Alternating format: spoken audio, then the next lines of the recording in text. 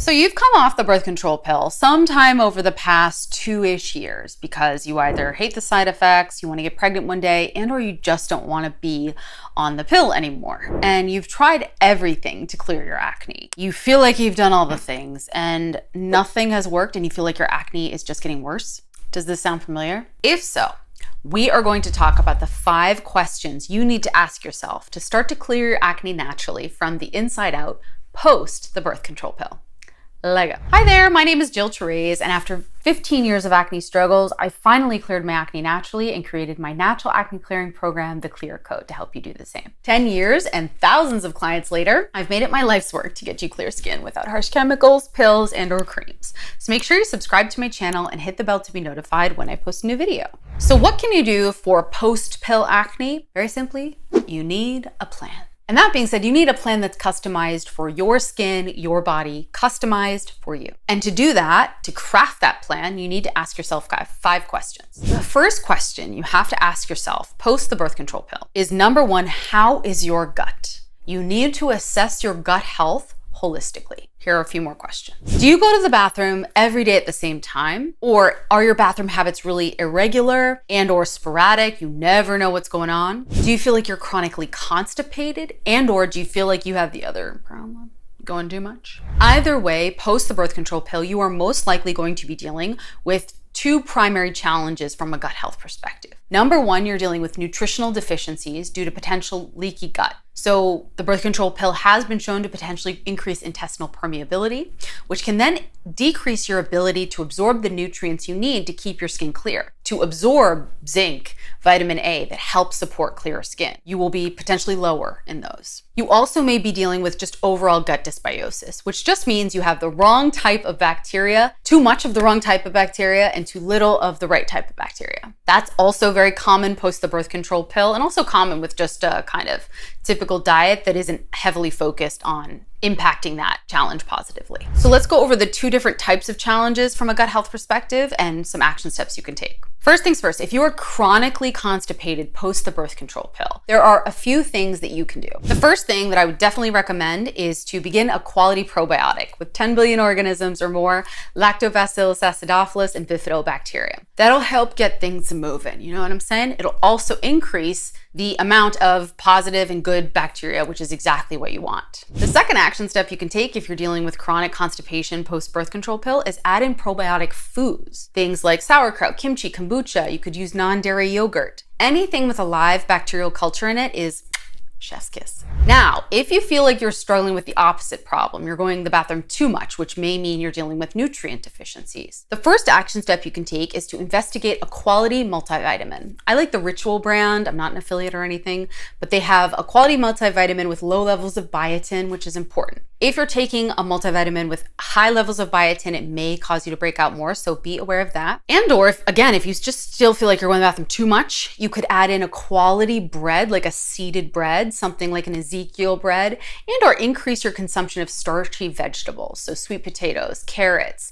That can help bind things a little bit, and or even something like a banana every other day. My client Angelina actually struggled with a lot of these challenges post the birth control pill from just an overall gut health perspective, and saw amazing results when we started to add in some healthy digestion action steps for her. You can see her pictures here are incredible, and she came to me wanting to come off the birth control pill and wanting to stay off the birth control pill and keep her skin clear, and these action steps have been transformative for her. The second question you need to ask yourself if you're struggling with hormonal acne post the birth control pill that you just can't get control over is, how is your blood sugar management? And or are you having big spikes and or falls in your blood sugar throughout the day that is negatively impacting your inflammatory cystic acne here?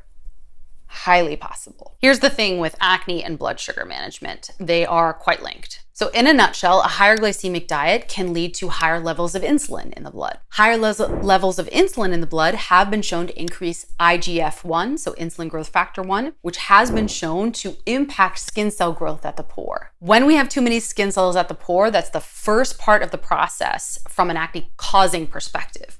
We basically have these 4 conditions: too many skin cells, too much oil, skin cells aren't sloughing off, and then P. acnes gets into the pore and makes us break out. That's what causes a breakout. And so if and when you are on a higher glycemic diet, you may be inadvertently leading to increased skin cell growth at the pore, which can make you break out, make you have inflammatory acne. So the good and the bad about blood sugar management, that being said, is that it's not a long-term fix, but that once you fix it, you're doing good, and you just have to maintain these habits. So a few questions to ask. How is your breakfast, or do you skip it?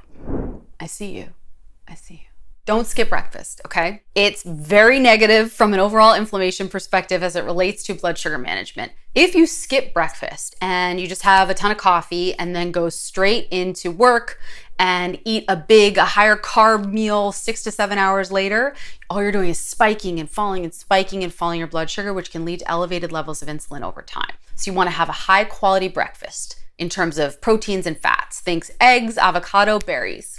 Chef's kiss. The second question you can ask yourself is, how many hours do you have in between your meals? Are you going for like 6 to 8 hours throughout the day where you're not eating anything and then you're like scarfing what you can? That's also not going to help you. You want to have high quality proteins and fats every 2 to 3 hours, especially at the beginning of your blood sugar management journey, because that's going to help stabilize you. Think rice cake with almond butter or almonds with a banana, for example. That combo pack is going to help blunt your blood sugar rise, satiate you a little, and not lead to these big spikes and falls. The third question you can ask yourself is, does every meal have a fat and protein in it?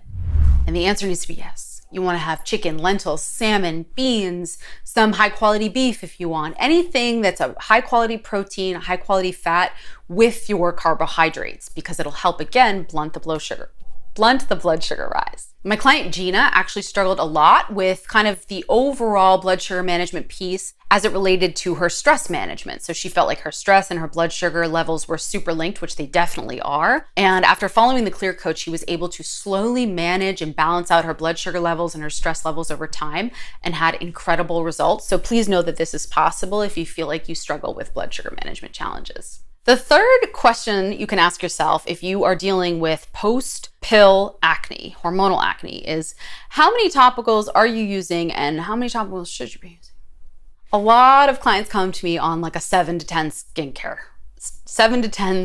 skincare routine, and it's too much. We are using too many products with fragrances, too many products with oils. You really need probably a tenth of what you're using. The ideal topical routine is super simple. In the morning, ideal morning routine for acne would be to water wash. You don't need to cleanse, I promise. And then apply a high quality moisturizer with an SPF. Boom.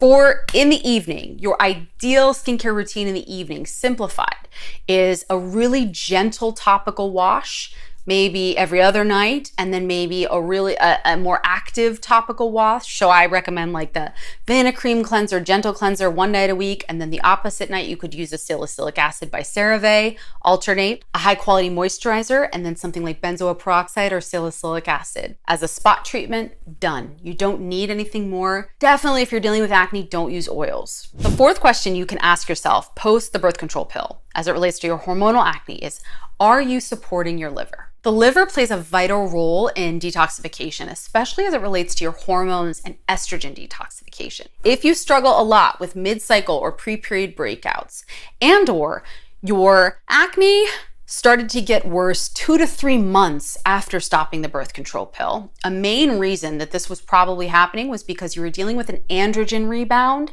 and/or you were dealing with estrogen dominance. And so you were experiencing just an increased level of these sex hormones, these androgens, and as a result, you were having too much oil at the pore. One way to address this is by addressing liver detoxification with something like a bitter herb. You've probably heard me talk about bitter herbs before. They are really great to support bile flow from your liver. And 2 great bitter herbs are dandelion. You could grab a dandelion root tea, fantastic, and or a milk thistle. Again, they both help with liver detoxification. Another way you can support liver detoxification naturally is by adding in cruciferous vegetables daily. We're talking 1 to 2 cups. 1 cup of arugula for lunch. At dinner, a big cup of roasted broccoli, done. They also support liver detoxification. My client Ashley swears by liver detoxification action steps. She felt like that was one of the biggest action steps that we took on her natural acne clearing journey. She felt it was so transformative. And so I love sharing her before and after pictures because, again, I want you to know what's possible after coming off the birth control pill. And Ashley was on Accutane twice. So again, if that's where you are, please know that that's possible for you. Clear skin is possible. The 5th question we can ask and explore is kind of a little bit bit what I mentioned in the fourth question, and that's an androgen rebound. Again, if you've been off the pill for 2 to 3 months now and you feel like your acne has become increasingly worse here, it is potentially due to an increase in those sex hormones, specifically testosterone, which was suppressed while you were on the birth control pill. A really great way to start to address this is by having two well-steeped cups of spearmint tea a day. They have been shown to positively impact androgen levels, and again, super simple and easy way to address increasing levels of androgens that you don't want if you're dealing with acne. The most important thing you have to know when you're coming off the birth control pill, there's kind of 3 main themes. Number 1, you're potentially dealing with blood sugar management challenges. Number 2, you're potentially dealing with liver detoxification challenges. And number 3, you're probably dealing with gut health challenges. More than anything, you number 1 need to have a plan. I wouldn't recommend going off the pill cold turkey. Don't just stop and hope for the best. Start to implement these action steps that I'm mentioning today for 2 to 3 months prior. Number 1. And number 2, if you don't know where to start, if you're still feeling overwhelmed after I shared all of these and you don't know which is best for you, and you want to learn more about how you can begin to clear your acne naturally, apply to my natural acne clearing program via the link below.